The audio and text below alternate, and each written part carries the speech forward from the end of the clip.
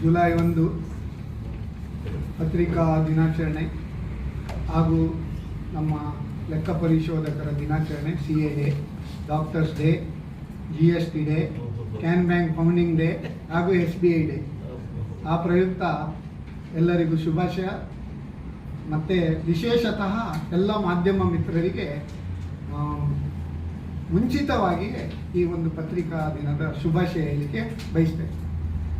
ನಾನು CA SS Nayak, Dakshina Kannada ಜಿಲ್ಲಾ BJP ಇದರ ಆರ್ಥಿಕ ಪ್ರಕೋಷ್ಠದ ಸಂಚಾಲಕ. ನಮ್ಮೊಂದಿಗಿದ್ದಾರೆ ಶ್ರೀ G ಯೋಗೀಶ್ ಪೈ, ಇಂಜಿನಿಯರ್, ಇವರು ಸಹ ಸಂಚಾಲಕರು BJP ದಕ್ಷಿಣ ಕನ್ನಡ ಜಿಲ್ಲಾ ಆರ್ಥಿಕ ಪ್ರಕೋಷ್ಠ.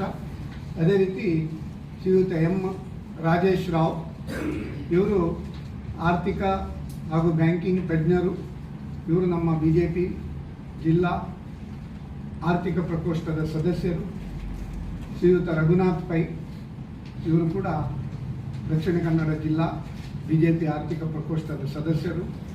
ಶ್ರೀ ವಸಂತ ಶೆಟ್ಟಿ, ಕೆನರಾ ಬ್ಯಾಂಕ್ನಲ್ಲಿ ರೀಜನಲ್ ಮ್ಯಾನೇಜರ್ ಆಗಿ ರಿಟೈರ್ಡ್ ಆಗಿದ್ದಾರೆ. ಪ್ರಸ್ತುತ ಅವರು ಬ್ಯಾಂಕಿಂಗ್ ತಜ್ಞರಾಗಿ ಅನೇಕ ಉದ್ಯಮಿಗಳಿಗೆ ಮಾರ್ಗದರ್ಶನ ಕೂಡ ನೀಡ್ತಾ ಇದ್ದಾರೆ. ಇವರು ಕೂಡ ನಮ್ಮ BJP ಆರ್ಥಿಕ ಪ್ರಕೋಷ್ಠದ ಸದಸ್ಯರು. ನಮ್ಮೊಂದಿಗಿದ್ದಾರೆ doctor SM Shivaprakash, former dean, college of fisheries, Mangaluru. ಇವರು ಕೂಡ ನಮ್ಮ ಆರ್ಥಿಕ ಪ್ರಕೋಷ್ಠದ ಸದಸ್ಯರು. ಅದೇ ರೀತಿ ಶ್ರೀಯುತ M ಸುಂದರ್ ಶೆಟ್ಟಿ, ಇವರು ನಿವೃತ್ತ ಮುಖ್ಯ ಪ್ರಬಂಧಕರು, ವಿಜಯ ಬ್ಯಾಂಕ್. ಇವರು ಕೂಡ ನಮ್ಮ ಜಿಲ್ಲಾ ಆರ್ಥಿಕ ಪ್ರಕೋಷ್ಠದ ಸದಸ್ಯರು. ಇಂದು ಬಹಳ ಒಂದು ವಿಶೇಷ ದಿನ, ಅಂತಾರಾಷ್ಟ್ರೀಯ MSME ದಿನಾಚರಣೆ. ಅಂತಾರಾಷ್ಟ್ರೀಯ MSME ದಿನಾಚರಣೆ ಪ್ರಯುಕ್ತ ಇಡೀ ನಮ್ಮ ಜಗತ್ತಿನಾದ್ಯಂತ 193 ರಾಷ್ಟ್ರಗಳು ಈ ಒಂದು ದಿನಾಚರಣೆಯನ್ನು ಆಚರಣೆ ಮಾಡ್ತಾ ಇದ್ದಾರೆ. ಈ ವರ್ಷದ ಘೋಷವಾಕ್ಯ empowering MSMEs through innovation and sustainable industrial development. ಅಂದರೆ ನಾವೀನ್ಯತೆ ಮತ್ತು ಸುಸ್ಥಿರ ಕೈಗಾರಿಕಾ ಅಭಿವೃದ್ಧಿಯ ಮೂಲಕ MSMEಗಳನ್ನು ಸಬಲೀಕರಣಗೊಳಿಸುವುದು. MSME ವಲಯದಲ್ಲಿ ಏನೆಲ್ಲ ಸೌಲಭ್ಯಗಳಿವೆ, ಏನೆಲ್ಲ ಅವಕಾಶಗಳಿವೆ ಮತ್ತು ಯಾವುದೆಲ್ಲ ಸವಾಲುಗಳಿವೆ, ಅದರ ಬಗ್ಗೆ ನಾವು ಜಗತ್ತಿನಾದ್ಯಂತ ಚರ್ಚೆ ಮಾಡ್ತೇವೆ. ನಮ್ಮ ಪ್ರಧಾನಮಂತ್ರಿ ನರೇಂದ್ರ ಮೋದಿಯವರ ಕಳೆದ 12 ವರ್ಷದ ಉಪಕ್ರಮದಲ್ಲಿ ಕೂಡ ಅನೇಕ MSMEಗಳಿಗೆ ತುಂಬ ಒತ್ತು ನೀಡಿದ್ದೇವೆ ಅಂತ ಹೇಳಲಿಕ್ಕೆ ಹೆಮ್ಮೆ ಆಗ್ತದೆ. ಇಂದು ಕೂಡ ನಮ್ಮ ನವದೆಹಲಿಯಲ್ಲಿ MSME ಡೇ ಅದನ್ನು ಬಹಳ ಒಂದು ಗ್ರ್ಯಾಂಡಾಗಿ ಆಚರಣೆ ಮಾಡ್ತಾ ಇದ್ದೇವೆ. ಸಂಕ್ಷಿಪ್ತವಾಗಿ ಸ್ವಲ್ಪ ಸ್ಟ್ಯಾಟಿಸ್ಟಿಕ್ಸ್ ನಾವು ಹೇಳುವುದೇನೆಂದರೆ, ಬಹಳ ಒಂದು ಈ ಏನು ಹೇಳ್ತಾರೆ, ಇನ್ಫಾರ್ಮಲ್ ಸೆಕ್ಟರ್ ಇದ್ದದ್ದು ಆದಷ್ಟು ಹೆಚ್ಚು ಉದ್ಯಮಿಗಳನ್ನು ಫಾರ್ಮಲ್ ಸೆಕ್ಟರಿಗೆ ತರುವಲ್ಲಿ ಈ ಒಂದು ನೀತಿ ನಿರೂಪಣೆ ಮಾಡಿದ್ದಾರೆ ಕೇಂದ್ರದಲ್ಲಿ ಅಂತ ಹೇಳಲಿಕ್ಕೆ ಹೆಮ್ಮೆ ಆಗ್ತದೆ. ನಮ್ಮ MSME ಇಕೋಸಿಸ್ಟಮ್ ಇರ್ಬೋದು, ಬ್ಯಾಂಕಿಂಗ್ ಇಕೋಸಿಸ್ಟಮ್ ಇರ್ಬೋದು, ಸ್ಟಾರ್ಟಪ್ ಇಕೋಸಿಸ್ಟಮ್ ಇರ್ಬೋದು, ಅದೇ ರೀತಿ ಟ್ಯಾಕ್ಸ್ ಇಕೋಸಿಸ್ಟಮ್, ಇದು ಎಲ್ಲ ನಮ್ಮ ಒಂದು MSMEಗಳಿಗೆ ಉತ್ತೇಜನ ನೀಡ್ತೇವೆ. ಹೊಸ ಉದ್ಯಮ ಪ್ರಾರಂಭ ಮಾಡಲಿಕ್ಕೆ, ಅದೇ ರೀತಿ ಆಲ್ರೆಡಿ ಉದ್ಯಮ ಇದ್ದವರು ಇನ್ನೂ ಹೆಚ್ಚಿನ ರೀತಿಯಲ್ಲಿ ಅದನ್ನು ಸ್ಕೇಲ್ ಅಪ್ ಅಂತ ಹೇಳ್ತೇವೆ, ಹೈಯರ್ ಲೆವೆಲ್, ಅದನ್ನು ಕೊಂಡೋಗಲಿಕ್ಕೆ ಕೂಡ ಅನೇಕ ಉಪಕ್ರಮಗಳನ್ನು ಮಾಡಿದ್ದಾರೆ. ಈಗ ಇತ್ತೀಚೆಗಿನ ಸ್ಟ್ಯಾಟಿಸ್ಟಿಕ್ಸ್ ಪ್ರಕಾರ 8.76 ಕೋಟಿ MSMEಗಳು ನಮ್ಮ ಉದ್ಯಮ ರಿಜಿಸ್ಟ್ರೇಷನ್ ಪೋರ್ಟಲ್ಲಿ ನೋಂದಾಯಿತವಾಗಿದೆ. ಯಾಕಂದರೆ ಒಂದು MSMEಗಳಿಗೆ ಒಂದು ರೆಕಗ್ನಿಷನ್ ಅಂದರೆ ಉದ್ಯಮ ರಿಜಿಸ್ಟ್ರೇಷನ್ ಪೋರ್ಟಲ್ ಆನ್ಲೈನ್, ಯಾವುದೇ ಒಂದು ನಯ ಪೈಸೆ ಖರ್ಚಿಲ್ಲದೆ ರಿಜಿಸ್ಟ್ರೇಷನ್ ಮಾಡ್ಬೋದು. ಮುಂಚೆ ಎಲ್ಲ ಅದೆಲ್ಲ ಬೇರೆ ಎಲ್ಲ ಇದಿತ್ತು ಫಿಸಿಕಲ್, ಈಗ ಆನ್ಲೈನ್, ಮತ್ತು ಒಂದು ನಯ ಪೈಸೆ ಖರ್ಚಿಲ್ಲ, ಒಂದು ನಯ ಪೈಸೆ ಶುಲ್ಕ ಇಲ್ಲ. 5 ನಿಮಿಷದಲ್ಲಿ ಸೆಲ್ಫ್ ಡಿಕ್ಲರೇಷನ್ ಮೂಲಕ ರಿಜಿಸ್ಟ್ರೇಷನ್ ಮಾಡ್ಬೋದು. 39 ಕೋಟಿ ಜನರಿಗೆ ಇದು ಉದ್ಯೋಗ ನೀಡ್ತಾ ಇದೆ.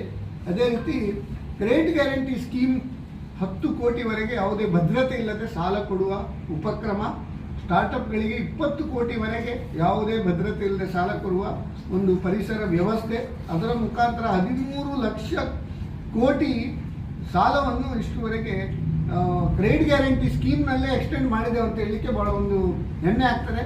ಅದೇ ರೀತಿ 18,495 ಕೋಟಿ ಇಕ್ವಿಟಿ ಅದನ್ನು ಕೂಡ ಇನ್ಕ್ರೀಸ್ ಮಾಡಿದ್ದಾರೆ 758 MSMEಗಳಿಗೆ. ಅದರಲ್ಲಿ ಸೆಲ್ಫ್ ರಿಲಯಂಟ್ ಇಂಡಿಯಾ ಫಂಡ್ ಅಂತ ಈ ಬಜೆಟಲ್ಲಿ ಕೂಡ ಅದಕ್ಕೆ ಮೀಸಲು ಇಟ್ಟಿದ್ದಾರೆ. ಅದೇ ರೀತಿ 8.12 ಲಕ್ಷ ಹೊಸ ಮೈಕ್ರೋ ಎಂಟರ್ಪ್ರೈಸಸ್ ಅಂದರೆ ಸೂಕ್ಷ್ಮ ಅತಿ ಸಣ್ಣ ಉದ್ಯಮಿಗಳಿಗೆ PMEGP ಪ್ರಧಾನಮಂತ್ರಿ ಅಂದರೆ PMEGP prime minister employment guarantee scheme ಇದರ ಮೂಲಕ 50 ಲಕ್ಷದವರೆಗೆ ಯಾವುದೇ ಭದ್ರತೆ ಇಲ್ಲದೆ ಕೈಗಾರಿಕೆಗೆ 20 ಲಕ್ಷವರೆಗೆ ಸೇವೆ ಮತ್ತು ವ್ಯಾಪಾರಕ್ಕೆ ಅತಿ ಕಡಿಮೆ ಇದರಲ್ಲಿ ಏನು ಮಾರ್ಜಿನ್ ಮನಿ. ಸ್ಪೆಷಲ್ ಎಂಟರ್ಪ್ರನರ್ ಆದರೆ ಕೇವಲ 5%, ಜನರಲ್ ಎಂಟರ್ಪ್ರನರ್ ಆದರೆ 10%. ಸ್ಪೆಷಲ್ ಎಂಟರ್ಪ್ರನರ್ ಅಂದರೆ ಯಾರೆಲ್ಲ? ಮಹಿಳೆಯರು, SC/ST entrepreneurs, OBC, minority, ex service man, physically challenge, ಇವರಿಗೆ ಕೇವಲ 5%. 50 ಲಕ್ಷದ ಪ್ರಾಜೆಕ್ಟ್ ಆದರೆ 5%, 2.5 ಲಕ್ಷ ಹಾಕಿದ್ರೆ ಸಾಕು. ಉಳಿದದ್ದು ಬ್ಯಾಂಕಿನಿಂದ ಸಾಲ ಸಿಗ್ತದೆ. ಅದಲ್ಲದೆ 35% ವರೆಗೆ ರೂರಲ್ ಏರಿಯಾದಲ್ಲಿ ಮಾಡಿದರೆ ಸಬ್ಸಿಡಿ, ಅರ್ಬನ್ ಏರಿಯಾದಲ್ಲಿ ಮಾಡಿದರೆ 25%, ಜನರಲ್ ಕ್ಯಾಟಗರಿಗೆ ಅರ್ಬನ್ ಏರಿಯಾದಲ್ಲಿ ಮಾಡಿದರೆ 15%, ರೂರಲ್ ಏರಿಯಾ ಮಾಡಿದರೆ 25% ಸಬ್ಸಿಡಿ ಸಹಾಯ ಕೂಡ ಸಿಗ್ತದೆ. ಇದು ಬ್ಯಾಂಕ್ ಮುಖಾಂತರ. ಇದು ಕೂಡ ಆನ್ಲೈನ್ ಅರ್ಜಿ ಮಾಡ್ಬೋದು. ಮತ್ತು ಪಬ್ಲಿಕ್ ಪ್ರೊಕ್ಯೂರ್ಮೆಂಟ್ ಪಾಲಿಸಿ ಬಹಳ ಒಂದು ಉತ್ತಮ ಉಪಕ್ರಮ. ಈ ನಿಮ್ಮ ಕೇಂದ್ರ ಸರ್ಕಾರದ ಒಂದು ಡಿಪಾರ್ಟ್ಮೆಂಟ್, ಕೇಂದ್ರ ಸರ್ಕಾರದ public sector undertaking, for example ಈಗ MRPL, BPCL, ಹಿಂದೂಸ್ತಾನ್ ಪೆಟ್ರೋಲಿಯಂ, ಇಲ್ಲಿ ಈ ರೀತಿ ಕೇಂದ್ರ ಸರ್ಕಾರದ ಅಧೀನ ಸಂಸ್ಥೆ ಇವರೆಲ್ಲ ಏನು ಮಾಡ್ತಾರಂತ ಹೇಳಿದರೆ, ಇವರಿಗೆ ಎಷ್ಟು ಪ್ರೊಕ್ಯೂರ್ಮೆಂಟ್ ವರ್ಷಕ್ಕೆ ಬೇಕು ಅದರ 25% MSMEಗಳಿಗೆ ಮೀಸಲು ಆಗಿ ಇಟ್ಟಿದ್ದಾರೆ. MSMEಗಳಿಂದಲೇ ಅವರು ಪರ್ಚೇಸ್ ಮಾಡಬೇಕು. ಈ 25% ಅಲ್ಲಿ ಸಬ್ಲಿಮಿಟ್ 4% SC/ST ಎಂಟರ್ಪ್ರನರ್ ಹತ್ರವೇ ಪರ್ಚೇಸ್ ಮಾಡಬೇಕು, 3% ಮಹಿಳೆಯರ ಹತ್ರ ಪರ್ಚೇಸ್ ಮಾಡಬೇಕು. ಈ ಉಪಕ್ರಮವನ್ನು ಮಾಡಿದ್ರು. ಜಮ್ಮು ಪೋರ್ಟಲ್ ಮುಖಾಂತರ ಅವರು ನೋಂದಾಯಿಸಿದರೆ ಅವರಿಗೆ ಅದರಲ್ಲಿ ಅವಕಾಶ ಕೂಡ ಉಂಟು. ಅದೇ ರೀತಿ PM ವಿಶ್ವಕರ್ಮ ಯೋಜನೆ 30 ಲಕ್ಷ ರಿಜಿಸ್ಟರ್ಡ್ ಆಗಿದ್ದಾರೆ. 18 ಟ್ರೇಡ್, ನಮ್ಮ ಮುಂಚಿನ ಒಂದು ಟ್ರೇಡ್ ಎಲ್ಲ ಅದು ಬಹಳ ಒಂದು ಏನು ಹೇಳ್ತಾರೆ ವಿನಾಶದ ಅಂಚಿನಲ್ಲಿ ಇರುವಾಗ ಅದನ್ನು ಉತ್ತೇಜನ ಮಾಡಲಿಕ್ಕೆ PM ವಿಶ್ವಕರ್ಮ ಯೋಜನೆ 18 ಟ್ರೇಡ್, ಅದರಲ್ಲಿ 17 ಲಕ್ಷದ ಜನರಿಗೆ ಟ್ರೈನಿಂಗ್ ಮತ್ತು ಟೂಲ್ ಕಿಟ್ ಇಷ್ಟೊತ್ತಿಗೆ ಆಲ್ರೆಡಿ ಕೊಟ್ಟಿದ್ದಾರೆ. ಅದಲ್ಲದೆ ಪ್ರಥಮ ಟ್ರ್ಯಾಂಚ್ ಅದರಲ್ಲಿ 1 ಲಕ್ಷ ರೂಪಾಯಿ ಸಾಲ, ಯಾವುದೇ ಭದ್ರತೆ ಇಲ್ಲ, ಮತ್ತು ಸಬ್ಸಿಡಿ ಸಹಿತ ಅವರಿಗೆ ಬೀಳೋದು ಖಾಲಿ 4% ಬಡ್ಡಿ. ಕರೆಕ್ಟ್ ಕಟ್ಟಿದರೆ ಸೆಕೆಂಡ್ ಟ್ರ್ಯಾಂಚಲ್ಲಿ ಪುನಃ 2 ಲಕ್ಷ. ಅದನ್ನು ಕೂಡ ಒಂದು ಉಪಕ್ರಮ ಮಾಡಿದ್ದಾರೆ. ಈ ಎಲ್ಲ ಉಪಕ್ರಮ ಇದಲ್ಲದೆ ಅನೇಕ PMFME ಸ್ಕೀಮ್. PMFME ಸ್ಕೀಮ್ ಅಂತ ಹೇಳಿದರೆ prime ministers formalisation of micro food processing enterprises. ಈ ಹಪ್ಪಳ, ಸಂಡಿಗೆ ಮತ್ತು ಸಣ್ಣ ಸಣ್ಣ ಚಪಾತಿ ಮಾಡೋದಿರ್ಬೋದು, ಸಣ್ಣ ಸಣ್ಣ ಬಿವರೇಜಸ್ ಇರ್ಬೋದು, ಡೈರಿ ಪ್ರಾಡಕ್ಟ್ಸ್ ಇರ್ಬೋದು. ಮುಂಚೆ ಏನಾಗ್ತದೆ, ರಸ್ತೆ ಬದಿ ಮಾರೋದು ಅಥವಾ ಹೀಗೆ ತಗೊಳ್ಳಿ ಅಂತ ಒತ್ತಾಯ ಮಾಡೋದು. ನಮಗೆ ಅದು ಗುಣಮಟ್ಟ ಸರಿ ಉಂಟಾ ಇಲ್ವಾ, ಡುಪ್ಲಿಕೇಟ್ ಒರಿಜಿನಲ್ ಕನ್ಫ್ಯೂಷನ್ ಇತ್ತು. ಈಗ ಅದನ್ನು ಫಾರ್ಮಲೈಸೇಷನ್ ಮಾಡಿ FSSAI ರಿಜಿಸ್ಟ್ರೇಷನ್ ಮುಖಾಂತರ ಮಾಡಿದರೆ ಅವರಿಗೆ 1 ಕೋಟಿವರೆಗೆ ಯಾವುದೇ ಭದ್ರತೆ ಇಲ್ಲದೆ 10% ಮಾರ್ಜಿನಲ್ಲಿ ಸಾಲ ಕೊಡುವ ಉಪಕ್ರಮ. ಅದರಲ್ಲಿ 30 ಲಕ್ಷದವರೆಗೆ ಇಕ್ವಿಪ್ಮೆಂಟ್, ಮೆಷಿನರಿ ಮತ್ತು ಅದಕ್ಕೆ ಬೇಕಾದ ಪ್ಯಾಕಿಂಗ್ ಮೆಷಿನ್ ಇರ್ಬೋದು, ಬೇರೆ ಬೇರೆ ಇಕ್ವಿಪ್ಮೆಂಟ್ ತಗೊಂಡ್ರೆ 50% ಸಬ್ಸಿಡಿ, 35% ಕೇಂದ್ರ ಸರ್ಕಾರ, 15% ರಾಜ್ಯ ಸರ್ಕಾರ, ಕರ್ನಾಟಕ ರಾಜ್ಯ, ಒಟ್ಟಿಗೆ 50% ಸಬ್ಸಿಡಿ ಕೂಡ. ಇದು ಕೂಡ ಬಹಳ ಒಂದು ಸಣ್ಣ ಸಣ್ಣ ಈ ಫುಡ್ ಪ್ರಾಡಕ್ಟ್ ಮಾಡೋದು, ಚಿಕ್ಕಿ ಮಾಡೋದಿರ್ಬೋದು, ಸ್ವೀಟ್ಸ್ ಮಾಡೋದಿರ್ಬೋದು, ಬೇರೆ ಬೇರೆ ಒಳ್ಳೆ ಅಟ್ರಾಕ್ಟಿವ್ ಪ್ಯಾಕಿಂಗ್ ಮಾಡಿ ನೀವು ಸೂಪರ್ ಮಾರ್ಕೆಟ್ ಅಲ್ಲೆಲ್ಲ ನೋಡ್ಬೋದು. ಅದಕ್ಕೆ ಕೂಡ ಬಹಳ ಒಂದು ಒತ್ತು ನೀಡಿದ್ದಾರೆ. ಇದಲ್ಲದೆ ಬೀದಿ ಬದಿ ವ್ಯಾಪಾರಗಳಿಗೆ ಮೊನ್ನೆ ನಾವು ಒಂದು ಇಲ್ಲಿ ಕಾರ್ಯಕ್ರಮ ಮಾಡಿದ್ದೇವೆ, ಇಲ್ಲೇ ಒಂದು ಪ್ರೆಸ್ ಮೀಟ್. ಅದರಲ್ಲಿ ನೀವು ನನಗೆ ಬಹಳ ಒಂದು ಎಲ್ಲ ಪ್ರೆಸ್ಸಿನವರಿಗೆ ನಾವು ತುಂಬ ಆಭಾರಿ. ಅಂದರೆ ನಿಮ್ಮ ಎಲ್ಲ ಪತ್ರಿಕೆಗಳಲ್ಲಿ, ನಿಮ್ಮ ಎಲೆಕ್ಟ್ರಾನಿಕ್ ಮೀಡಿಯಾದಲ್ಲಿ ಉತ್ತಮ ಒಂದು ಪಬ್ಲಿಸಿಟಿ ನೀವು ಕೊಟ್ಟಿದ್ದೀರಿ. ಎಮರ್ಜೆನ್ಸಿ ಕ್ರೆಡಿಟ್ ಗ್ಯಾರಂಟಿ ಸ್ಕೀಮ್ ಅಂತ ಕೇಂದ್ರ ಸರ್ಕಾರ ಮುಂಚೆ ಕೋವಿಡ್ ಸಂದರ್ಭದಲ್ಲಿ ಹೇಗೆ ಒಂದು ಎಮರ್ಜೆನ್ಸಿ ಕ್ರೆಡಿಟ್ ಕೊಟ್ಟು ಉದ್ಯಮಕ್ಕೆ ಒಂದು ಸಹಕಾರ ಆಗಿದೆ, ಅದೇ ರೀತಿ ಈಗ ವೆಸ್ಟ್ ಏಷ್ಯಾ ಕ್ರೈಸಿಸ್, ಈ ಯುದ್ಧದ ಒಂದು ಯುದ್ಧದಿಂದಾಗಿ ತುಂಬ ಒಂದು ಸ್ಲೋ ಡೌನ್ ಆಗಿದೆ.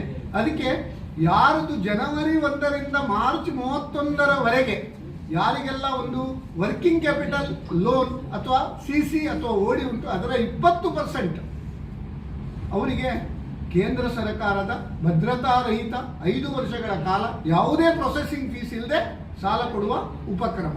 ಅದು ಕೂಡ ಬಹಳ ಒಂದು ಇದಾಗಿದೆ. ಮತ್ತೆ ಅನೇಕ 59 ನಿಮಿಷಗಳಲ್ಲಿ ಆನ್ಲೈನಲ್ಲಿ ಒಂದು ಇನ್ ಪ್ರಿನ್ಸಿಪಲ್ ಸಾಲ, GST ರಿಜಿಸ್ಟ್ರೇಷನ್ ಇದ್ರೆ GST ಟರ್ನ್ ಓವರ್ ಮೇಲೆ ಸಾಲ, ಸ್ಟ್ಯಾಂಡ್ ಅಪ್ ಇಂಡಿಯಾ ಸ್ಕೀಮ್ ಪ್ರಕಾರ ಮಹಿಳೆಯರಿಗೆ ಕಮ್ಮಿ ಮಾರ್ಜಿನಲ್ಲಿ ಮತ್ತೆ SC/ST ಎಂಟರ್ಪ್ರನರಿಗೆ ಕಮ್ಮಿ ಮಾರ್ಜಿನಲ್ಲಿ ಸಾಲ, ಮತ್ತೆ ಸ್ಟಾರ್ಟ್ಅಪ್ ಇಂಡಿಯಾ DPIIT ಅಂತ ಹೇಳಿ ಉಂಟು, department for promotion of industrial and internal trade, ಅದರಲ್ಲಿ ನೋಂದಾಯಿತ ಮಾಡಿದರೆ ಅನೇಕ ಈಗ ನಿಧಿ ಪ್ರಯಾಸ್ ಗ್ರಾಂಟ್ ಇದೊಂದು ಬಹಳ ವಿಶೇಷ. ಅಂದರೆ ನಾಡ್ದು ಜೂನ್ 30 ಲಾಸ್ಟ್ ಡೇಟ್. ಈ ಒಂದು ನಿಧಿ ಪ್ರಯಾಸಿನಲ್ಲಿ ಅವರು ಅಪ್ಲೈ ಮಾಡಿದ್ದಾರೆ, ಸ್ಟಾರ್ಟ್ಅಪ್ ರೆಕಾಗ್ನೈಸ್ ಆದವರು 20 ಲಕ್ಷ ಪ್ರೊಟೋಟೈಪ್ ಮಾಡಲಿಕ್ಕೆ ಅಡ್ವಾನ್ಸ್ಡ್ ಇದ್ದರೆ 40 ಲಕ್ಷದವರೆಗೆ ಒನ್ ಟೈಮ್ ಗ್ರಾಂಟ್ ಫ್ರೀ ಕೊಡ್ತಾ ಇದ್ದಾರೆ.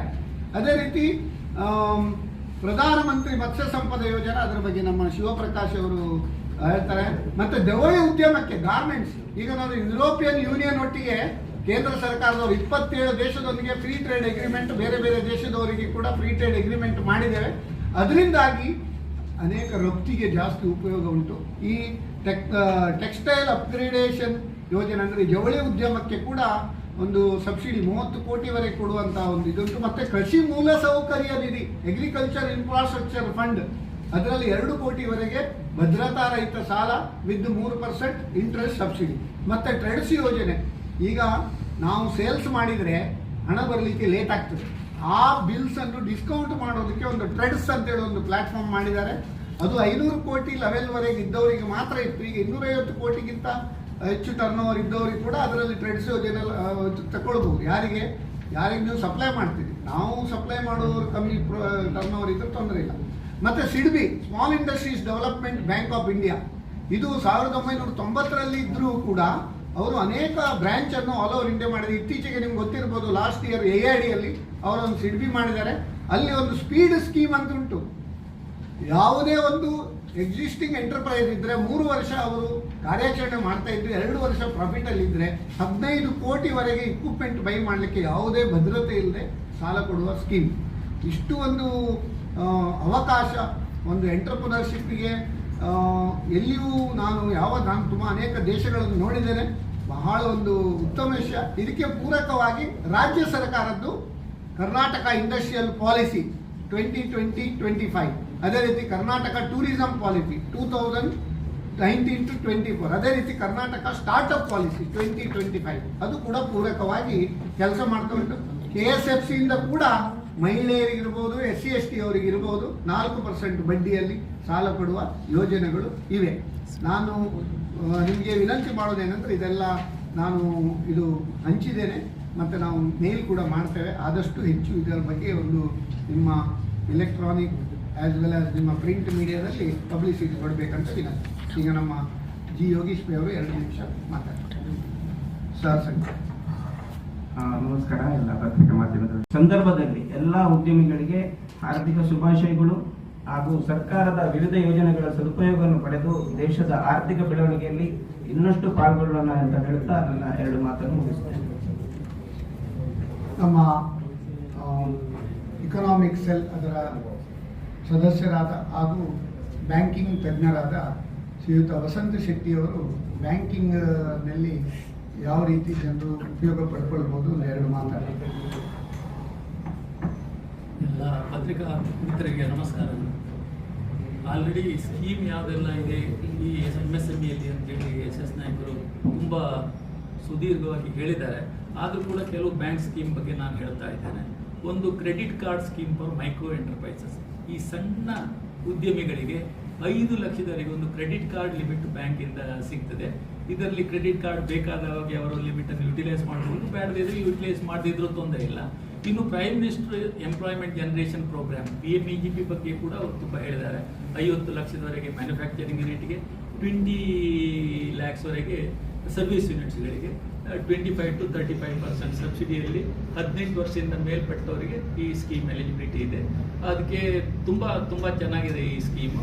ಇದರಲ್ಲಿ ಕೂಡ ತುಂಬ ಮಂದಿ ಪ್ರಯೋಜನವನ್ನು ಪಡ್ಕೊಂಡಿದ್ದಾರೆ.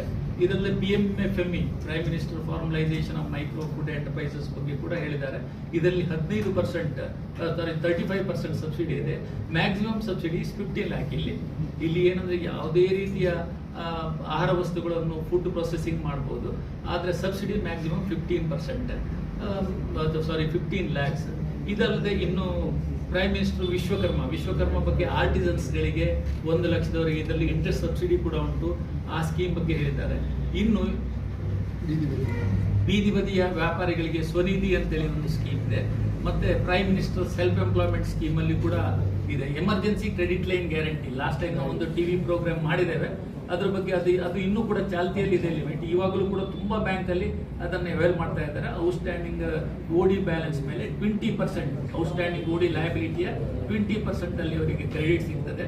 ಇನ್ನು ಲೋನ್ ಇನ್ 59 ಮಿನಿಟ್ಸ್ ಕೂಡ ಇನ್ ಪ್ರಿನ್ಸಿಪಲ್ ಸ್ಯಾಂಕ್ಷನ್ ಕೊಡ್ತಾ ಇದ್ದಾರೆ, ಅದು ಕೂಡ ಹೇಳಿದ್ದಾರೆ. GST ಈಗ GST ಎಲ್ರಿಗೂ GST ಅಪ್ಲಿಕೇಬಲ್ ಆಗ್ತದೆ. GST ಅವರಿಗೆ ಒಂದು ಓಡಿ ಸ್ಕೀಮ್ ಇದೆ. ಏನಂತ ಹೇಳಿದ್ರೆ, ನಿಮ್ದು last year GST turn over ಒಂದು 60 ಲಕ್ಷ ಆಗಿದೆ.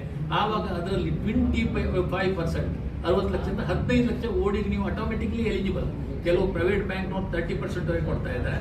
ಅಂತೂ 25% ಆಫ್ ಯುವರ್ GST ರಿಟರ್ನ್ಸ್ ಏನು ಸಬ್ಮಿಟ್ ಮಾಡ್ತಿದ್ರಿ ಪ್ರೀವಿಯಸ್ ಇಯರ್ ಅದ್ರ ಮೇಲೆ, ಅಥವಾ ಪ್ರೀವಿಯಸ್ ಇಯರ್ ಅಥವಾ ಲಾಸ್ಟ್ 1 ಇಯರ್, ಈಗ ಇವಾಗ ಜೂನ್, ಲಾಸ್ಟ್ ಮೇ ಇಂದ ಈ ಮೇವರೆಗೆ ನಿಮ್ದು ಎಷ್ಟು GST ಟರ್ನ್ ಓವರ್ ಆಗಿದೆಯೋ ಅದ್ರ ಮೇಲೆ 25% 30% ಓಡಿ ಕೊಡ್ಬೋದು. ತುಂಬಾ ಒಳ್ಳೆ ಸ್ಕೀಮ್, ತುಂಬಾ ಹೆಸಲ್ ಫ್ರೀ ಲೋನ್ ಇದು.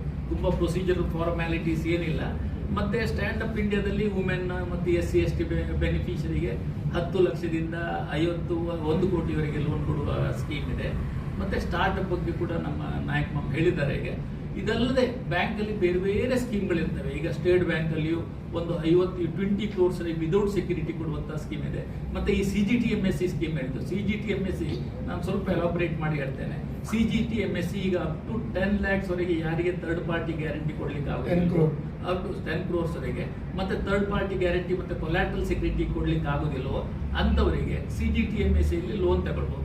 ಈಗ CGTMSE ಅಲ್ಲಿ ಕೂಡ ಒಂದು ವೇಳೆ ಅವರಿಗೆ ಪಾರ್ಟ್ಲಿ ಕೊಲ್ಯಾಟ್ರಲ್ ಸೆಕ್ಯೂರಿಟಿ ಕೊಡ್ಬೋದು. ಆ ಸ್ಕೀಮ್ ಅಲ್ಲಿ ಹೈಬ್ರಿಡ್ CGTMSE ಅಂತಿದೆ. ಈಗ ಒಬ್ಬನಿಗೆ ಒಂದು 20 ಕೋಟಿ ಲೋನ್ ಬೇಕಿದೆ ಅಂದ್ರೆ ಒಂದು 10 ಕೋಟಿವರೆಗೆ ಸೆಕ್ಯೂರಿಟಿ ಅವರು ಕೊಡ್ತಾರೆ. ಇನ್ನು 10 ಕೋಟಿಯನ್ನು CGTMSE ಅಲ್ಲಿ ಕವರ್ ಮಾಡಬಹುದು, ಹೈಬ್ರಿಡ್ CGTMSE ಅಂತ ಹೇಳಿ. ಮತ್ತೆ ಮೊದಲು CGTMSE ಅಲ್ಲಿ ಹೇಗಂತ ಹೇಳಿದ್ರೆ, ರಿಟೇಲ್ ಮತ್ತೆ ಹೋಲ್ಸೇಲ್ ಟ್ರೇಡ್ ಅದನ್ನ ಹೊರಗಡೆ ಇಟ್ಟಿದ್ರು. ಅದಕ್ಕೆ ಕವರೇಜ್ ಇದೆ, ಬಟ್ ಅಮೌಂಟ್ ಕಡಿಮೆ, 1 ಕೋಟಿವರೆಗೆ ಮಾತ್ರ ಕವರೇಜ್. ಮತ್ತೆ CGTMSE ಫೀಸ್ ಅದಕ್ಕೆ ಜಾಸ್ತಿ, ಆನ್ಯುವಲ್ ಗ್ಯಾರಂಟಿ ಫೀ ಉಂಟಲ್ಲ, ರಿಟೇಲ್ ಟ್ರೇಡರ್ಸ್ಗೆ ಜಾಸ್ತಿ. ಈಗ ಅದನ್ನು ಕೂಡ ತೆಗೆದುಹಾಕಿದ್ದಾರೆ. ಯೂನಿಫಾರ್ಮ್ MSME ಅವರಿಗೆ ಯಾವ ರೀತಿ ಇದೆಯೋ CGTMSE ಅವರಿಗೆ ಕೂಡ ಅದೇ ರೀತಿಯ ಫೀಸ್ ಮತ್ತೆ ಅದೇ ರೀತಿಯ ಲಿಮಿಟ್ ಕೂಡ. ಈವನ್ ಹೋಲ್ಸೇಲ್ ಟ್ರೇಡರ್ ಆದ್ರೂ ಅವನು ಮೋರ್ ದೆನ್ 10 crores ವರೆಗೆ ಕವರ್ ಮಾಡ್ಕೊಳ್ಬಹುದು. ಇನ್ನು ಮತ್ತೊಂದು ಏನಂತ ಹೇಳಿದ್ರೆ, ಈ CGTMSE ಅಲ್ಲಿ ಗ್ಯಾರಂಟಿ ಫೀ ಕೂಡ ಕಡಿಮೆ ಮಾಡ್ತಾರೆ. ಇದು 0.37 ಇಂದ ಸ್ಟಾರ್ಟ್ ಆಗಿ ಅಪ್ ಟು 1.5 ವರೆಗೆ ಇದೆ. ಅದು ವೇರಿಯಸ್ ಸ್ಲ್ಯಾಬ್ಸ್ ಎಲ್ಲ ಇದೆ. ಆ ಸ್ಲ್ಯಾಬ್ಸ್ ಪ್ರಕಾರ ಗ್ಯಾರಂಟಿ ಫೀ ಕೂಡ ತುಂಬಾ ಕಡಿಮೆ ಇದೆ. ಇಂಥದ್ದಲ್ಲಿ ತುಂಬಾ ಸ್ಕೀಮು. ಇನ್ನು ಪ್ರೈವೇಟ್ ಬ್ಯಾಂಕ್ ಅಲ್ಲಿ, HDFC ಅಲ್ಲಿ, ICICI ಅಲ್ಲಿ ಕೂಡ ಕೆಲವು ಇಂಟ್ರೆಸ್ಟ್ ಕೊಲ್ಯಾಟ್ರಲ್ ಫ್ರೀ ಲೋನ್ಗಳೆಲ್ಲ ಇದೆ. ಅದು ತುಂಬಾ MSME ಅವರಿಗೆ, ತುಂಬಾ MSME ಸೆಕ್ಟರ್ಗೆ ಹೆಲ್ಪ್ ಮಾಡ್ತದೆ. ಈ MSME ದಿವಸದಂದು ನಾವು ಎಲ್ಲ ಈ ಸ್ಕೀಮ್ ಬಗ್ಗೆ ಹೇಳಿದ್ದೇವೆ. ಖಂಡಿತ ಜನರು ಇದರ ಉಪಯೋಗವನ್ನು ಪಡ್ಕೊಳ್ಬಹುದು. ಇವನ್ ಈಗ ECLGS ಇನ್ನೂ ಯಾಕಂದ್ರೆ 2,50,000 crores ಅಮೌಂಟ್ ಲ್ಯಾಪ್ಸ್ ಆಗುವವರೆಗೆ ಅದು ವ್ಯಾಲಿಡಿಟಿ ಇದೆ, ಅಥವಾ 30th March 2027. ಹಾಗಾಗಿ ಹೋಗಿ ಆ ಸ್ಕೀಮಲ್ಲಿ ಕೆಲವರಿಗೆ ಇನ್ನೂ ನಾಲೆಜ್ ಇಲ್ಲ. ನಿನ್ನೆ ಒಂದು ಪಾರ್ಟಿ ನನಗೆ ಕಾಂಟ್ಯಾಕ್ಟ್ ಮಾಡಿದ್ರು, ಅವರಿಗೆ ಅದು ವಿಷಯ ಗೊತ್ತಿಲ್ಲ. ಅವ್ರ ಹತ್ರ 2 ಕೋಟಿ ಲಿಮಿಟ್ ಇದೆ. ಹಾಗಾಗಿ ಹೋಗಿ ಅಂತ ಪಾರ್ಟಿಗಳು ಯಾವುದು ಬ್ಯಾಂಕ್ ಅನ್ನ ಕಾಂಟ್ಯಾಕ್ಟ್ ಮಾಡಿ, ಅವರ ಬ್ರಾಂಚ್ ಅನ್ನ ಕಾಂಟ್ಯಾಕ್ಟ್ ಮಾಡಿ ಈ ಲೋನ್ಗಳನ್ನು ತಗೊಂಡು ಯೂಸ್ ಮಾಡ್ಬೋದು. ಈಗ ಪ್ರಧಾನಮಂತ್ರಿ ಮತ್ಸ್ಯ ಸಂಪದ ಯೋಜನೆ ಅಂದ್ರೆ ಮೀನುಗಾರಿಕೆಗೆ ಮತ್ತು ಮೀನುಗಾರಿಕೆಗೆ ಸಂಬಂಧಪಟ್ಟ ಐಸ್ ಪ್ಲಾಂಟ್ ಇರ್ಬೋದು, ಅದರದ್ದು ಮೂಲಭೂತ ಸೌಲಭ್ಯ, ವೆಹಿಕಲ್ ಇರ್ಬೋದು, ಮಾರ್ಕೆಟಿಂಗ್, ಅದ್ರ ಕೂಡ ಅನೇಕ ಸಬ್ಸಿಡಿ ಮತ್ತು ಸ್ಕೀಮ್ಸ್ ಇದರಲ್ಲಿ ಉಂಟು. ಅದರ ಬಗ್ಗೆ SM ಶಿವಪ್ರಕಾಶ್ ಒಂದು ಬ್ರೀಫ್ ಆಗಿ. ಎಲ್ರಿಗೂ ನಮಸ್ಕಾರ. Fish is A unique creature and A wonderful gift of nature. ಇದನ್ನು ಮನಗಂಡು ಕೇಂದ್ರ ಸರ್ಕಾರ ಮತ್ಸ್ಯೋದ್ಯಮವನ್ನ, ಮೀನುಗಾರಿಕೆ ಕ್ಷೇತ್ರವನ್ನ ಬಲಗೊಳಿಸಬೇಕು, ಇಲ್ಲಿಯ ಉತ್ಪಾದನೆಯನ್ನ ಡಬಲ್ ಮಾಡಬೇಕು ಅನ್ನುವ ಘನ ಉದ್ದೇಶದಿಂದ ಈ ಒಂದು ಸ್ಕೀಮನ್ನು 2020ರಲ್ಲಿ 20,050 ಕೋಟಿ ಅಷ್ಟು ಮೂಲ ಬಂಡವಾಳವನ್ನು ಸರ್ಕಾರ ಈ ಕ್ಷೇತ್ರಕ್ಕೋಸ್ಕರ ನಿಗದಿಪಡಿಸಿ ಅದನ್ನು ಬಹಳ ಯಶಸ್ವಿಯಾಗಿ ಕಳೆದ 5-6 ವರ್ಷಗಳಿಂದ ಅದರ ಸ್ಕೀಮ್ ನಡೀತಾ ಇದೆ. ನಮ್ಮ ದೇಶದ ಮೀನಿನ ಉತ್ಪಾದನೆ 14 ಮಿಲಿಯನ್ ಟನ್ ಇತ್ತು ಈಗ ಒಂದು 5 ವರ್ಷದ ಕೆಳಗೆ. ಈಗ ಅದು 19.4 ಮಿಲಿಯನ್ ಟನ್ನಿಗೆ ಏರಿ ಇಡೀ ಪ್ರಪಂಚದಲ್ಲೇ ನಾವು 2ನೇ ಸ್ಥಾನದಲ್ಲಿದ್ದೇವೆ ಮೀನು ಉತ್ಪಾದನೆಯಲ್ಲಿ, ಒಳನಾಡಿನ ಮೀನು ಉತ್ಪಾದನೆಯಲ್ಲಿ. ಇದಕ್ಕೆ ಮೂಲಭೂತವಾಗಿ ಈ ರೀತಿಯ ಸವಲತ್ತುಗಳು ಸಹಾಯಕ್ಕೆ ಬಂದವು. ಸುಮ್ಮನೆ ಔಟ್ಲೈನ್ಸ್ ತಮಗೆ ಹೇಳಬೇಕು ಅನ್ನೋದಾದ್ರೆ ಉದ್ದೇಶ ಇದೆ, doubling the income of fishermen, fish farmers, fisher ಅವರಿಗೆ. ಆಮೇಲೆ financial assistance to fishermen, fish farmers, fish workers, fish vendors, SC/ST women, differently abled person, self-help groups, fisheries cooperatives, federations, entrepreneurs ಮತ್ತು ಫಿಶ್ ಫಾರ್ಮರ್ಸ್ ಪ್ರೊಡ್ಯೂಸರ್ಸ್ ಆರ್ಗನೈಸೇಷನ್ಸ್ ಮತ್ತು ಕಂಪನಿಗಳು, ಹೀಗೆ ಯಾವ ಸಂಘ ಸಂಸ್ಥೆಗಳು ವ್ಯಕ್ತಿಗಳನ್ನ ಶುರು ಮಾಡಿ ಎಲ್ಲರಿಗೂ ಸಹ ಫೈನಾನ್ಷಿಯಲ್ ಅಸಿಸ್ಟೆನ್ಸ್ ಸಿಕ್ಕು ಮೀನಿನ ಉತ್ಪಾದನೆ ಮಾಡುವ ಉದ್ದೇಶ ಈ ಒಂದು ಪ್ರೈಮ್ ಮಿನಿಸ್ಟರ್ಸ್ ಮತ್ಸ್ಯ ಸಂಪದಾ ಯೋಜನಾ PMMSY ಈ ಸ್ಕೀಮ್ನ ಉದ್ದೇಶ. ಇಲ್ಲಿ ಪ್ರಧಾನವಾಗಿ ಎರಡು ಸ್ಟ್ರೀಮ್ಸ್ ಇದಾವೆ. ಒಂದು ಸೆಂಟ್ರಲ್ ಸೆಕ್ಟರ್ ಸ್ಕೀಮ್ಸ್ ಅಂತ. ಇಲ್ಲಿ NFDB ಮೂಲಕ, national fisheries development board Hyderabad ಅಲ್ಲಿದೆ. ಅದು ಇಡೀ ದೇಶದ ಮೀನುಗಾರಿಕೆ ಅಭಿವೃದ್ಧಿಗೆ ಮೂಲ ಶಕ್ತಿಯಾಗಿ ಅದು ಕಾರ್ಯನಿರ್ವಹಿಸ್ತಾ ಇದೆ. ಅವರ ಮೂಲಕ ಈ ಫೈನಾನ್ಷಿಯಲ್ ಅಸಿಸ್ಟೆನ್ಸ್ ನ ಜನರಲ್ ಕ್ಯಾಟಗರಿಯಲ್ಲಿ 40% ಸೆಂಟ್ರಲ್ ಗವರ್ಮೆಂಟ್ ಕೊಡುತ್ತೆ, 60% ಅವರು ಹಾಕಬೇಕಾಗುತ್ತೆ. ಆಮೇಲೆ SC/ST ವಿಮೆನ್ಗೆ 60% ಅಸಿಸ್ಟೆನ್ಸ್ ಇದೆ, 40% ಅವ್ರು ಹಾಕಬೇಕಾಗುತ್ತೆ. ಈಗ ಸೆಂಟ್ರಲಿ ಸ್ಪಾನ್ಸರ್ಡ್ ಸ್ಕೀಮ್ಸ್ ಅಂತ ಎರಡನೇದು ಕ್ಯಾಟಗರಿ. ಇದರಲ್ಲಿ ನಾರ್ತ್ ಈಸ್ಟರ್ನ್ ಸ್ಟೇಟ್ಸ್ ಮತ್ತೆ ಹಿಮಾಲಯನ್ ಸ್ಟೇಟ್ಸ್ಗಳಲ್ಲಿ 90% assistance comes from central government, only 10% ಆ ಸ್ಟೇಟ್ಸ್ ಕೊಡಬೇಕಾಗುತ್ತೆ. ಈ ಉತ್ತರ ಪೂರ್ವ ಈ ರಾಜ್ಯಗಳ ಒಂದು ಆರ್ಥಿಕ ಅಭಿವೃದ್ಧಿಯ ದೃಷ್ಟಿಯಿಂದ ಮೀನುಗಾರಿಕೆಯನ್ನ ಅಭಿವೃದ್ಧಿ ಪಡಿಸಬೇಕು ಅಂತಂದೇಳಿ, ಆಮೇಲೆ ಅದರ್ ಸ್ಟೇಟ್ಸ್, ಬೇರೆ ಸ್ಟೇಟ್ಗಳಿಗೆ 60% ಸೆಂಟ್ರಲ್ ಸ್ಕೀಮ್ನಲ್ಲಿ ಹಣ ಸಿಗುತ್ತೆ, 40% ಆ ಸ್ಟೇಟ್ ಗವರ್ಮೆಂಟ್ ಹಾಕಬೇಕಾಗುತ್ತೆ. ಇಲ್ಲಿ ದೊಡ್ಡ ಇನ್ಫ್ರಾಸ್ಟ್ರಕ್ಚರ್ಗಳು, ಫಿಶ್ ಮಾರ್ಕೆಟ್ಸು ಮತ್ತೆ ಫಿಶಿಂಗ್ ಟೆಕ್ನಾಲಜಿ ಅಪ್ಗ್ರೇಡೇಷನ್ ಎಲ್ಲದಕ್ಕೂ ಕೂಡ ಇಲ್ಲಿ ಅವಕಾಶ ಇರೋದ್ರಿಂದ ರಾಜ್ಯಗಳು ಇದರ ಸವಲತ್ತನ್ನ ಪಡೆದುಕೊಂಡಿವೆ. ಮತ್ತೆ ಯೂನಿಯನ್ ಟೆರಿಟರೀಸ್ಗಳಿಗೆ 100% central schemes, no need for union territories to contribute anything. ಇಷ್ಟು ಈ ಸ್ಕೀಮ್ಸ್ ಇರೋದು. ಎಲ್ಲೆಲ್ಲಿ ಸಾಧನೆಗಳಾಗಿವೆ, ಯಶಸ್ಸಿನ ಗಾಥೆಗಳನ್ನ ಇನ್ನೊಮ್ಮೆ ಅವಕಾಶ ಸಿಕ್ಕಾಗ ನಮ್ಮ joint director fisheries Dileep Kumar ಅವರನ್ನ ನಾನು ಕರ್ಕೊಂಡ್ ಬರ್ತೇನೆ. ಆಗ ಅವರು ಸವಿವರವಾಗಿ ವಿವರವನ್ನ ಒದಗಿಸ್ತಾರೆ. ಧನ್ಯವಾದಗಳು. ನಮ್ಮ ಬ್ಯಾಂಕಿಂಗ್ ಮತ್ತು MSME ತಂದು ರಾಜೇಶ್ ರಾವ್. ಈಗ MSMEಗಳು ಎಲ್ಲ ನಾವು ಒಳ್ಳೆ ಪಿಕ್ಚರೇ ಕೊಡುವುದಲ್ಲ, ಸ್ವಲ್ಪ ಅವಕಾಶ ಯಾವುದುಂಟು, ಸವಾಲು ಯಾವುದುಂಟು, ಅದು ಒಂದು ಸಂಕ್ಷಿಪ್ತವಾಗಿ ಹೇಳ್ತೇನೆ.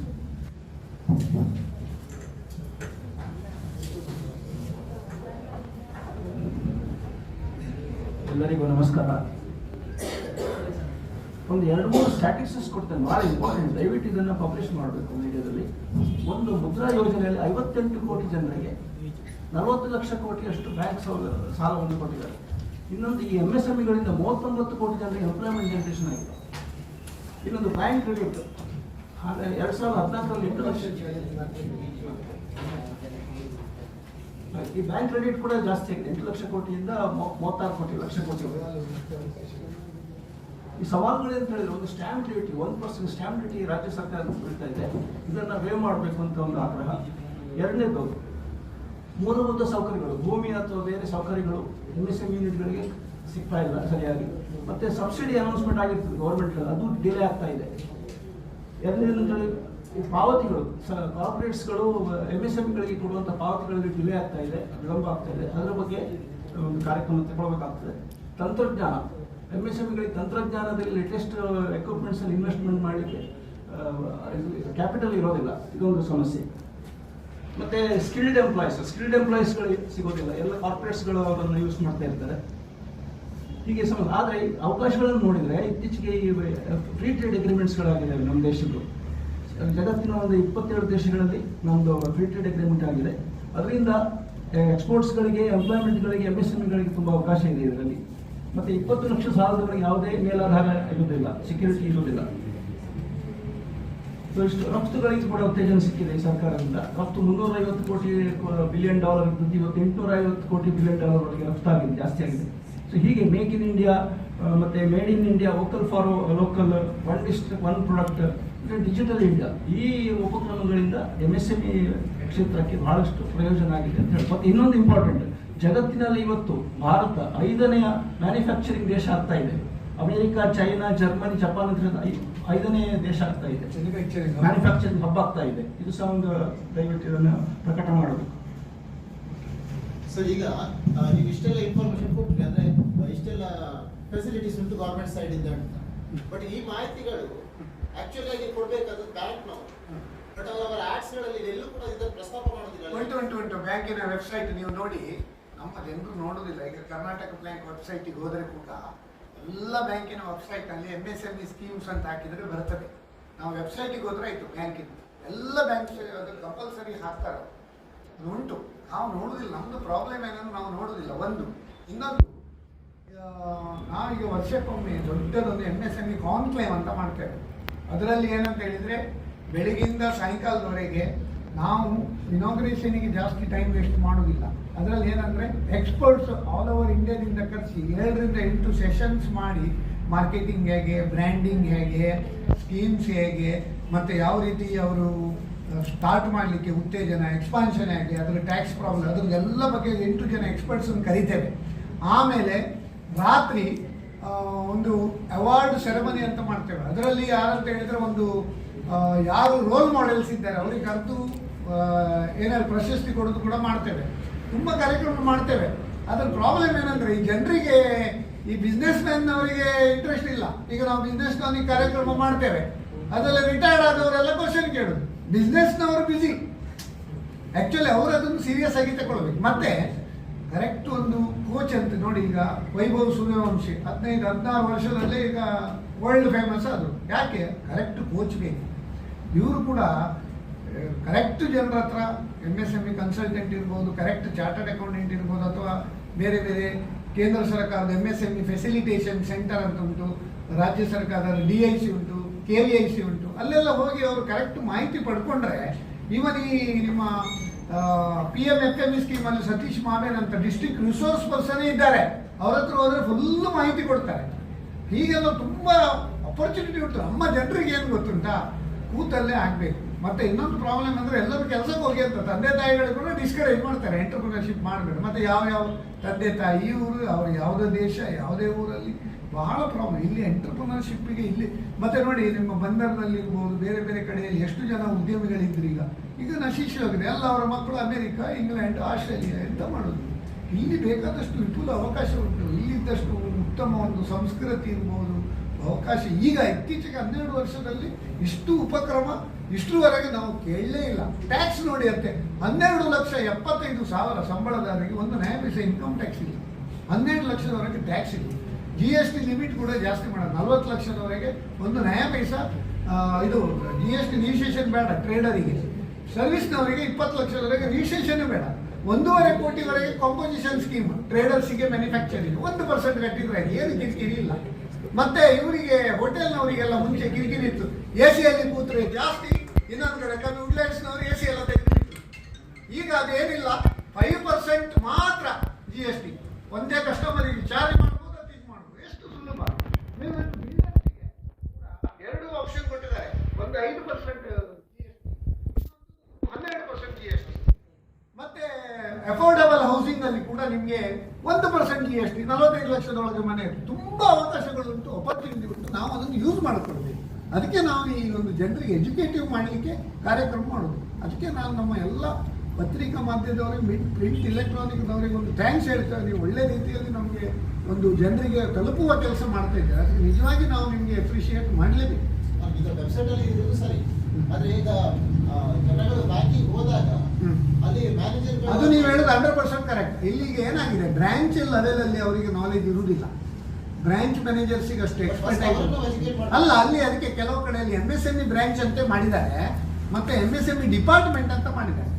ಬ್ಯಾಂಕಿನವರು ಕೂಡ ತುಂಬ ಕಾರ್ಯಕ್ರಮ ಮಾಡ್ತಾರೆ. ಇವತ್ತು ನೋಡಿ, ಇಂಟರ್ನ್ಯಾಷನಲ್ MSME ಡೇ ನಮ್ಮದು ICI ನವದೆಹಲಿಯಿಂದ ನಮ್ಮದು ಎಷ್ಟು ಕಡೆಯಲ್ಲಿ ಬ್ರಾಂಚಸ್ ಉಂಟು.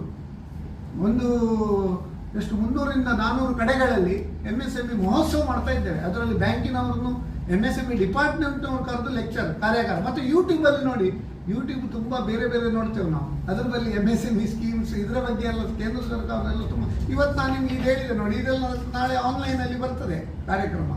ನಮ್ಮ ಶೋಭಾ ಕರಂದ್ಲಾಜೆ ಅವರು ಕೂಡ ಇದ್ರದ್ದು ನಮ್ಮ MSME ಮಿನಿಸ್ಟರ್ ಕೂಡ ಆಗಿದ್ದಾರೆ. ತುಂಬ ಉಪಕ್ರಮ ಮಾಡಿದ್ದಾರೆ, ಒಳ್ಳೆ ವಿಷಯಕ್ಕೆ ನಾವು ರಾಜ್ಯ ಸರ್ಕಾರದಿಂದ ಮಾಡಿದ್ದಾರೆ. ಆದರೆ ಈಗ ಪ್ರಾಬ್ಲಮ್ ಏನಾಗಿದ್ದಾರೆ, ಹಣಕಾಸಿನ ಒಂದು ಪ್ರಾಬ್ಲಮ್. ನಾನಂದ್ರೆ ನಮ್ಮ ಮಾಡಿದರೆ ಪಾಲಿಟಿಕ್ಸ್ ಆಗ್ತದೆ. ಅವ್ರು ಏನಂತ ಹೇಳಿ, ಈಗ ನೋಡಿ ಸಬ್ಸಿಡಿ ಸ್ಯಾಂಕ್ಷನ್ ಮಾಡಿ 3 ವರ್ಷ ಸಬ್ಸಿಡಿ ರಿಲೀಸೇ ಮಾಡೋದಿಲ್ಲ. ಸ್ಟ್ಯಾಂಪ್ ಡ್ಯೂಟಿ ಕೇರಳದಲ್ಲಿ 20,000 ಇದ್ರೆ ಇಲ್ಲಿ ನೀವು 10 ಲಕ್ಷ 20 ಲಕ್ಷ ಮೀನಿಂಗ್ ಇಲ್ಲ. ಸೊ ತಲೆ ಹೊಡೆಯುವುದು ಯಾರೇ ಆಗಲಿ, ತಲೆ ಹೊಡೆಯುವ ಸ್ಕೀಮ್ ಮಾಡಲೇಬಾರ್ದು. ಸಬ್ಸಿಡಿ ಅಂದ್ರೆ ಅದು ಸೆಂಟ್ರಲ್ ಇಂದ ಬರ್ತದೆ, ಸ್ಟೇಟ್ ಇದು ಬರ್ತದೆ. ಅಲ್ಲ, ಅದರಲ್ಲಿ 2 ನಮೂನೆ ಉಂಟು. ಸ್ಟೇಟ್ ಸಬ್ಸಿಡಿ ಬೇರೆ, ಸೆಂಟ್ರಲ್ ಸಬ್ಸಿಡಿ ಬೇರೆ. ಸ್ಟೇಟ್ ಇದು ಬರ್ತಾ ಇಲ್ಲ. ಹೌದು, ಸ್ಟೇಟ್ ಇದೆ ಅಂದ್ರೆ ಅವರಿಗೆ ಈಗ ಸ್ವಲ್ಪ ಗ್ಯಾರಂಟಿ ಸ್ಕೀಮಿಂದಾಗಿ ಸ್ವಲ್ಪ ಹಣದ ಅಡಚಣೆ ಉಂಟು. ಅಂದ್ರೆ ಎಲ್ಲರಿಗೂ ಫ್ರೀ ಅಲ್ಲ, ಆವಾಗ ಅವ್ರು ಎಲ್ಲಿಂದ ಹಣ ತರುದು, ಅದು ಅವ್ರದ್ದು ಚಾಲೆಂಜೇ. ಅದು ಪ್ರಾಬ್ಲಮ್. 3 ವರ್ಷ ನೋಡಿ, ಈಗ ಬೈಕಂಪಾಡಿ ಇಂಡಸ್ಟ್ರಿಯಲ್ ಏರಿಯಾದಲ್ಲಿ 400-500 ಇಂಡಸ್ಟ್ರಿಯಲ್ ಮೊನ್ನೆ ಇಲ್ಲಿ ಅವರು ಒಂದು ಒಳ್ಳೆ ಎಕ್ಸ್ಪೋ ಮಾಡಿದ್ರು, ಭಾಳ ಒಳ್ಳೆ ರೀತಿಯಲ್ಲಿ ಮಾಡಿದ್ದಾರೆ. ಬಟ್ ತುಂಬ ಜನರಿಗೆ ಇಂಡಸ್ಟ್ರಿ ಬಾಂಬೆಯಲ್ಲಿ ಈಗ ಏನಾಗಿದೆ, ಬಾಂಬೆಯಲ್ಲಿ ನಮ್ಮ ಊರಿನವರು, ಬಾಂಬೆಯಲ್ಲಿ ಇದ್ದವರು ಊರಲ್ಲಿ ಫ್ಯಾಕ್ಟ್ರಿ ಹಾಕ್ಲಿಕ್ಕೆ ತಯಾರಿದ್ದಾರೆ. ಅವರಿಗೆ ಹಾಕ್ಲಿಕ್ಕೆ ಬರುವ ಅಂತ ಹೇಳಿದ್ರೆ ಭೂಮಿ ಇಲ್ಲ. ಪ್ರೈವೇಟ್ ಲ್ಯಾಂಡಲ್ಲಿ ಮಾಡುವ ಅಂದರೆ ಕನ್ವರ್ಷನಿಗೆ ಉಪದ್ರ, 9/11 ಉಪದ್ರ, ಖಾತ ಉಪದ್ರ, ವರ್ಷಗಟ್ಟಲೆ ಪ್ರಾಬ್ಲಮ್. ಮತ್ತೆ ಸಾಲಕ್ಕೆ ಹೋಗುವಾಗ ಇದೆಲ್ಲ ಇಲ್ಲದಿದ್ದರೆ ಅದು ಮಾರ್ಗೇಜ್ ಮಾಡ್ಲಿಕ್ಕೆ ಆಗೋದು. ತುಂಬ ಒಂದು ಪ್ರಾಬ್ಲಮ್. ಇದನ್ನು ಇವರು ಸರಿ ಮಾಡಿಕೊಂಡ್ರೆ ತುಂಬ. ಮತ್ತೆ ಕೇಂದ್ರ ಮತ್ತೆ ರಾಜ್ಯ ಉಂಟಲ್ಲ, ಒಟ್ಟಿಗೆ ಹೋದ್ರೆ ಉಂಟಲ್ಲ, ನಾವು ನಂದನ ವನ ಮಾಡಬಹುದು ನಮ್ಮ ಇದರಲ್ಲಿ. ನಮ್ಮ ಮಾಧ್ಯಮ ಮಿತ್ರರು ಕೇಳಿದ ಪ್ರಶ್ನೆ ಬಹಳ ಸಮಂಜಸವಾಗಿದೆ. ಮಾಧ್ಯಮಗಳ ಮೂಲಕನೇ ಈ ಎಲ್ಲ ಸ್ಕೀಮ್ಗಳ ಬಗ್ಗೆ ನಾವೇನು ವಿವರಣೆ ಕೊಡ್ತಾ ಇದ್ದೀವಿ ಅದನ್ನ ಚೆನ್ನಾಗಿ ಪ್ರಚುರಪಡಿಸಿದ್ರೆ ಪಬ್ಲಿಕ್ ಕೂಡ ಅದರ ಬಗ್ಗೆ ಜ್ಞಾನ ಬರುತ್ತೆ. ಅವರು ಆಗ ಬ್ಯಾಂಕ್ಗಳಿಗೆ ಹೋಗ್ತಾರೆ, ಬ್ಯಾಂಕಿನಲ್ಲಿ ಅವರಿಗೆ ಬೇಕಾದಂಥ ಸ್ಕೀಮ್ಗಳನ್ನ ಕೊಡೋದ್ರ ಬಗ್ಗೆ ಚಿಂತನೆ ಮಾಡ್ಬೋದು. ಈಗ ನಮ್ಮ ಎಂ ಸುಂದರ್ ಶ್ರೀಧರ್ ಕೃಷಿ ಮೂಲ ಸೌಕರ್ಯ ನಿಧಿ ಅಂತ ಹೇಳಿದ್ದೀರಿ, ಅದಕ್ಕೆ ಯಾವ ರೀತಿ ಕೃಷಿಗೆ ಅಂದ್ರೆ ಈಗ ಅದೇ ಅಗ್ರಿಕಲ್ಚರ್ ಇನ್ಫ್ರಾಸ್ಟ್ರಕ್ಚರ್ ಫಂಡ್, ಅದಕ್ಕೆ ಬೇಕಾದದ್ದೆಲ್ಲ ತುಂಬಾ ಸ್ಕೀಮ್ಸ್ ಉಂಟು. ಕೋಲ್ಡ್ ಸ್ಟೋರೇಜ್ ಮಾಡೋದಾದ್ರೆ ಉಂಟು, ನೀವು ಮತ್ತೆ ವೇರ್ ಹೌಸ್ ಮಾಡೋದಾದ್ರೆ ಉಂಟು, ಆಮೇಲೆ ನಿಮಗೆ ಪ್ರೊಸೆಸಿಂಗ್ ಮಾಡೋದಾದ್ರೆ ಉಂಟು. ಇದೆಲ್ಲ ಮೂಲಸೌಕರ್ಯ ಯೋಜನೆ. ನೀವು ಯಾವ್ದು ಮಾಡಿದ್ರೆ ಅದಕ್ಕೆ ನಿಮಗೆ 2 ಕೋಟಿವರೆಗೆ ಭದ್ರತೆ ಇಲ್ಲದೆ ಸಾಲ ಕೊಡಿ. 2 ಕೋಟಿವರೆಗೆ ಭದ್ರತೆ ಇಲ್ಲದೆ ಸಾಲ, ಅದಕ್ಕಿಂತ ಮೇಲ್ಗಡೆ ಹೋದ್ರೂ ಕೂಡ ಸಾಲ ಕೊಡುದಿಲ್ಲ ಅಂತೇನಿಲ್ಲ, ಕೊಡ್ತಾರೆ. ಆದ್ರೆ ಅದರಲ್ಲಿ ಅಪ್ಲೈ ಆಗುದಿಲ್ಲ, ಸಬ್ವೆನ್ಷನ್ ಎಲ್ಲ ಇಲ್ಲಿ ಸಿಗುತ್ತೆ. ಮತ್ತೆ ಹೆಚ್ಚು ತೆಗೆದ್ರೆ ಇಂಟ್ರೆಸ್ಟ್ 3% ಸಬ್ವೆನ್ಷನ್ ಇದರಲ್ಲಿ ಸಿಗ್ತದೆ. ಅದರಲ್ಲಿ ತೆಗಿಬಹುದು. ಜಾಸ್ತಿ ನಿಮ್ಮ ಬಜೆಟ್ 5 ಕೋಟಿ ಮಾಡ್ಬೋದು, 7 ಕೋಟಿ ಮಾಡ್ಬೋದು. ಸಬ್ವೆನ್ಷನ್ ಇಲ್ಲ, ಸಬ್ವೆನ್ಷನ್ ಇನ್ನೊಂದು ಸ್ಕೀಮ್ ಉಂಟು, 10 ಕೋಟಿವರೆಗೆ ಮಾಡಿದ್ರೆ 35% ಸಬ್ಸಿಡಿ ಸ್ಕೀಮ್ ಉಂಟು. ಅದು 3.5 ಕೋಟಿ ಸಬ್ಸಿಡಿ. ನಾರ್ತ್ ಈಸ್ಟರ್ನ್ ಸ್ಟೇಟಲ್ಲಿ 50%, 5 ಕೋಟಿ ಸಬ್ಸಿಡಿ. ನಾನೊಂದು ಕಡೆಯಲ್ಲಿ ಹೋಗಿದ್ದೆ ಅಸ್ಸಾಮಿಗೆ, 10 ಕೋಟಿದು ಪ್ರಾಜೆಕ್ಟ್ ಮಾಡಿ 5 ಕೋಟಿ ರೈಸ್ ಮಿಲ್ ಮಾಡಲಿಕ್ಕೆ ಸಬ್ಸಿಡಿ ಸಿಕ್ಕಿದೆ. ಅಸ್ಸಾಮಿನವರಲ್ಲ, ಗುಜರಾತಿನವರು ಅಸ್ಸಾಮಿಗೆ ಹೋಗಿ ಪ್ರಾಜೆಕ್ಟ್ ಮಾಡಿದ್ದಾರೆ.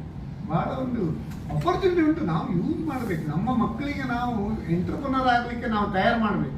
ಅವ್ರಿಗೆ ಫಸ್ಟಿಗೆ ಇದು ಮರ ಹತ್ತಬೇಡ, ಬಿದ್ದರೆ ನಿಮಗೆ ಕಾಲು ಮುರಿತದೆ ಅಂತ ಹೇಳಿ ನಾವು ಮರ ಹತ್ತಿದ್ರೆ ಮರದ ಹತ್ರ ಹೋಗುದಿಲ್ಲ. ಹಾಗೆ ಈಗ ನಮ್ಮ ಎಂ ಸುಂದರ್ ಶೆಟ್ಟಿ ಅವರೊಂದು ವೋಟ್ ಆಫ್ ಥ್ಯಾಂಕ್ಸ್. ಎಲ್ಲ ಮಾಧ್ಯಮ ಮಿತ್ರರಿಗೆ ವಂದನೆಗಳು.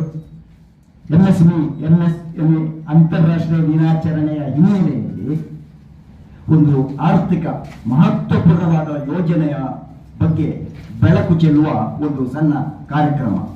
ನಮ್ಮ ಸಂಚಾಲಕರಾದ CS ನಾಯ್ಕರವರು ಈ ಬಗ್ಗೆ ತುಂಬಾ ತಿಳುವಳಿಕೆ ಇದ್ದು ತಮ್ಮ ಎಲ್ಲ ಏನು ನಿಮಗೆ ಇದೆ ಕೋರಿಸಿದೆ ಅವರಿಗೆ ಉತ್ತರಿಸುತ್ತಾರೆ. ಮುಂದಿನ ದಿನಗಳಲ್ಲೂ ಕೂಡ ಅವರು ಬೇರೆ ಬೇರೆ ಅವರ ವೈಯಕ್ತಿಕ ಕೂಡ ಈ ಒಂದು ವಿಭಾಗದಲ್ಲಿ ಅವರು ತಮ್ಮ ಜ್ಞಾನವನ್ನು ಹೇಳುವರಿದ್ದಾರೆ. ಅವರಿಗೆ ನಮ್ಮ ಈ ಸಮಿತಿಯ ಪರವಾಗಿ ನಾನು ವಂದನೆಯನ್ನು ಅರ್ಪಿಸ್ತಾ ಇದ್ದೇನೆ. ಅದೇ ರೀತಿ ನಮ್ಮ ಸಹ ಸಂಚಾಲಕರಾದ G ಯೋಗೀಶ್ ಪೈ ಅವರು ಕೂಡ ಈ ಬಗ್ಗೆ ಬೆಳಕು ಚೆಲ್ಲಿ ಮಾತನಾಡಿದ್ದಾರೆ. ರಾಜೇಶ್ ರಾವ್ ಅವರು ನಮ್ಮ ಸದಸ್ಯರು ಅವರು ಕೂಡ ಈ ಸ್ಕೀಮಿನ ಬಗ್ಗೆ ಮಾತಾಡಿದ್ದಾರೆ. ವಸಂತ್ ಶೆಟ್ಟಿ ಅವರು ಬ್ಯಾಂಕಿಂಗ್ ತಜ್ಞರಾಗಿದ್ದು ಅವರು ಬ್ಯಾಂಕಿಂಗ್ ಇದನ್ನು ವಿವರವಾಗಿ ಹೇಳಿದ್ದಾರೆ. ಅದೇ ರೀತಿ ಡಾಕ್ಟರ್ ಶಿವಪ್ರಕಾಶ್ ಅವರು ಮೀನುಗಾರಿಕೆಯ ಆಯುಧ ವಿಭಾಗದ ಬಗ್ಗೆ ವಿವರಿಸಿದ್ದಾರೆ. ನಮ್ಮ ರಘುನಾಥ್ ಪೈಗಳು ಅವರು ಕೂಡ ಈ ಬಗ್ಗೆ ಒಂದು ತೋರಿಸಿಕೊಂಡವರು. ಹಾಗಾಗಿ ಎಲ್ಲ ನಮ್ಮ ಸಮಿತಿಯ ಸದಸ್ಯರಿಗೆ ನಾನು ಧನ್ಯವಾದ ಹೇಳುವ ಮೂಲಕ ತಮ್ಮ ಮಾಧ್ಯಮ ಮಿತ್ರರು ಈ ಒಂದು ಯೋಜನೆಯನ್ನು ಬೆಳಕು ಚೆಲ್ಲುವ ತಮ್ಮ ಗಣ ಪತ್ರಿಕೆಗಳಲ್ಲಿ ನಮಗೆ ಬೇಕಾದಷ್ಟು ಪ್ರಚಾರವನ್ನು ಈ ಕಾರ್ಯಕ್ರಮ ಕೊಡಬೇಕು ಅಂತ ಕೇಳಿಕೊಳ್ತಾ ಎಲ್ಲರನ್ನು ಮತ್ತೊಮ್ಮೆ ನಾನು ವಂದಿಸಿ ಅವರಿಗೆ ಧನ್ಯವಾದವನ್ನು ಅರ್ಪಿಸ್ತಾ ಇದ್ದೇನೆ.